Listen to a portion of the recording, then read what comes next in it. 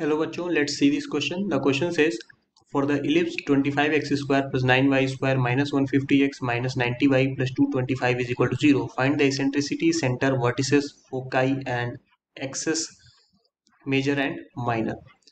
तो ये जो वर्ड है FOCI बेसिकली ये फोकल पॉइंट्स का प्लूरल फॉर्म है। तो यहाँ पे हमें इतनी सारी चीज़ों को फाइंड आउट करना है। तो सबसे पहले की कॉन्सेप्ट में हम ये देखेंगे कि स्टैंडर्ड फॉर्म होता क्या है एलिप्स का। की concept is that if center of ellipse is at h, k तो उस केस में इलिप्स का इक्वेशन बनता कैसे है, जिस फॉर्म में हमें लेकर के आना है, तभी हम इजीली क्वेश्चन को सॉल्व कर पाएंगे। तो वो होता है x माइनस एच का whole square divided by a square plus y minus k का whole square divided by b square that is equal to 1। तो सबसे पहले तो हमें इस फॉर्मेट में लेकर के आना पड़ेगा, उसके बाद से बाकी का कैलकुलेशन सिंपल हो जाएगा फिर। तो गिवन इलिप्स का इक्वेशन है 25x square plus 9y square minus 150x minus 90y plus 225 is equal to 0। तो अब x वाले टर्म्स को हम एक साथ लेंगे और उसमें से 25 कॉमन ले रहा हूँ, तो ये बन जाएगा एक्स स्क्वायर माइनस 6x। अब जैसे ही एक्स स्क्वायर माइनस 6x बनता है यहाँ पे, मैं यहाँ पे ऑब्जर्व कर सकता हूँ कि ये 2 टाइम्स ऑफ 3x हुआ होगा। इसका मतलब 3 का स्क्वायर 9 में ऐड कर दूं तो ये होल स्क्वायर बन जाएगा, बट 9 मैंने ऐड किया है तो 9 सब्ट्रैक्ट भी करूंगा, तो ये x वाला पूरा पार्ट कंप्लीट हो गया। ऐसे ही 9 कॉमन लूंगा तो वाई स्क्वायर बचेगा, फिर माइनस 10y। अब इसमें भी यही है, अगर मैं 10 में से 2 बाहर ले लेता हूँ तो 5 बचेगा, तो 5 का स्क्वायर हमारे पास 25 आ जाएगा। तो ये पूरा का पूरा होल स्क्वायर बन सकता है, बट 25 ऐड किया है तो 25 सब्ट्रैक्ट भी करना पड़ेगा। सो ये हो गया y का भी पार्ट कंप्लीट, और ये प्लस 225 इज इक्वल टू 0। अब यहाँ से यहाँ तक ये पार्ट तो x माइनस 2 का होल स्क्वायर है, तो ये बन जाएगा 25 x minus not 2 x minus 3 basically, क्योंकि 9 है ना, तो 3 का स्क्वायर 9 होता है, तो ये हो गया।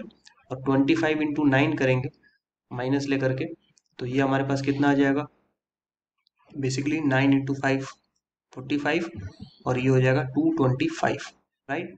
और प्लस यहाँ पे भी हम देखें तो ये इतना पार्ट हमारा हो जाएगा y माइनस 5 का होल स्क्वायर, और 9 इंटू माइनस 25 करेंगे तो अगेन माइनस 225 आएगा, और एक प्लस 225 है already that is equal to 0। तो ये चीज़ें कैंसिल आउट हो गई, तो ओवरऑल हमारे पास क्या बच गया, 25x माइनस 3 का whole square plus 9y minus 5 का whole square is equal to 225। तो थ्रू आउट 225 से डिवाइड कर देंगे तो हमारे पास फाइनल इक्वेशन आएगा x माइनस 3 का whole square divided by 9 plus y minus 5 का whole square divided by 25 that is equal to 1।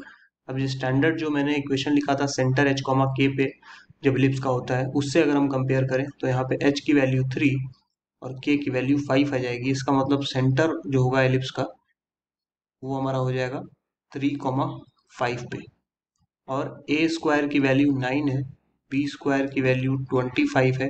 इसका मतलब ये जो वाई एक्सिस होता है उसके पैरेलली यहाँ पे जो मेजर एक्सिस होगा कुछ इस तरीके से होगा, यहाँ पे सेंटर ये हो गया, बट ये सेंटर 0 0 नहीं है, वाई एक्सिस कहीं दूसरी जगह पे है, बिकॉज सेंटर इस बार 3,5 पे है, तो बेसिकली ये वाई एक्सिस हम बोल सकते हैं कि कुछ इस साइड होगा, राइट। इस बार ये सेंटर 3,5 है, यानी फर्स्ट क्वाड्रेंट में है, तो हम बोल सकते हैं ये वाई एक्सिस है, ये एक्स एक्सिस है, कुछ इस तरीके से इलिप्स बना होगा। बट ये बात तय है कि जो मेजर एक्सिस है वो वाई एक्सिस के पैरेलल ही है, राइट। इतना तो क्लियर हो गया यहाँ से। तो सेंटर के बाद से अब इक्वेशन से ये भी ऑब्जर्व किया जा सकता है कि ए स्क्वायर की वैल्यू 9 है और बी स्क्वायर की वैल्यू 25 है, तो इसेंट्रिसिटी का एक्सप्रेशन होता है रूट ऑफ 1 माइनस हमारे पास ए स्क्वायर बी स्क्वायर, क्योंकि यहाँ पे ए की वैल्यू या ए स्क्वायर की वैल्यू बेसिकली बी स्क्वायर से कम है, तो उस केस में यही फॉर्मूला यूज होता है। तो यहाँ से ये आ जाएगा स्क्वायर रूट ऑफ 1 माइनस 9/25।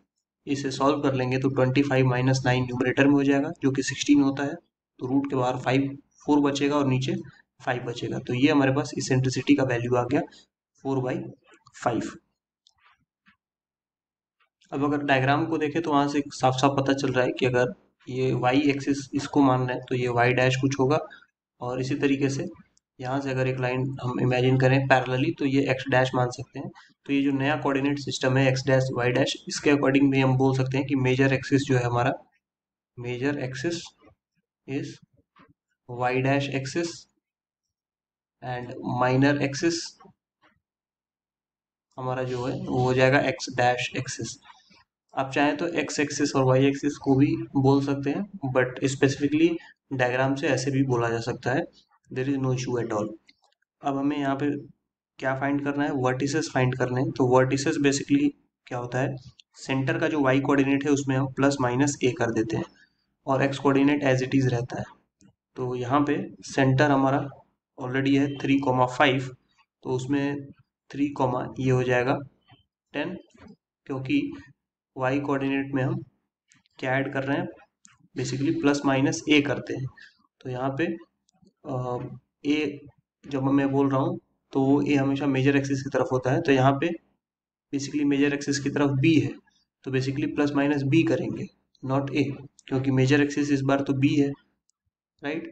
तो यहाँ पे बी की वैल्यू अगर आप देखें तो बी की वैल्यू 5 है, तो जब 5 ऐड करेंगे तो 3,10 हो जाएगा। और एक बार अगर 5 सब्ट्रैक्ट करेंगे तो 5 सब्ट्रैक्ट करते वाई कोऑर्डिनेट से, सेंटर का जो वाई कोऑर्डिनेट है उसमें से 5 सब्ट्रैक्ट करेंगे तो 3,0 हो जाएगा। तो मैंने सिर्फ सेंटर लिया है, सेंटर के एक्स कोऑर्डिनेट को डिस्टर्ब नहीं किया है, और उसके वाई कोऑर्डिनेट में मैंने बेसिकली बी ऐड किया है, बी सब्ट्रैक्ट किया है, क्योंकि ये दो पॉइंट्स ही हमारे वर्टिसेस हैं। आप ऑब्जर्व करें डायग्राम में ये दो पॉइंट्स वर्टिसेस है, तो ऑलरेडी हमारे पास सेंटर कोऑर्डिनेट है और ये बी होता है और नीचे भी बी होता है। तो एक बार मैंने बी ऐड किया है ऊपर और नीचे वाले के लिए मैंने बी सब्ट्रैक्ट किया है। तो इस तरीके से हमारे पास वैल्यूज निकल के आ गई। पूछा गया है फोकाई, और फोकाई के लिए हमारे पास सबसे पहले ये टर्म आना चाहिए, root B square minus a square, ये हो जाएगा रूट ऑफ 16 और ये हो जाएगा 4। अब ये जो टर्म है 4, इसे हम एक बार सब्ट्रैक्ट करते हैं और एक बार ऐड करते हैं in the centre y coordinate.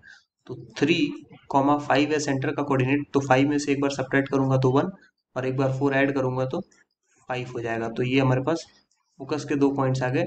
ऐसा इसलिए क्योंकि सेंटर कोऑर्डिनेट को अगर आप ऑब्जर्व करें तो सेंटर से जस्ट ऊपर यहाँ पे एक पहला फोकस होगा, this is first focus, let us से F1, और सेंटर से जस्ट नीचे यहाँ पे एक दूसरा फोकस होगा F2। तो इसलिए ये जो डिस्टेंस है यही मैंने इस रूट वाले टर्म से कैलकुलेट किया है, because this distance is actually calculated like this, root of b square minus a square. So I hope कि आपको सभी वैल्यूज का कैलकुलेशन समझ में आ गया होगा। That's all, thank you and best of luck.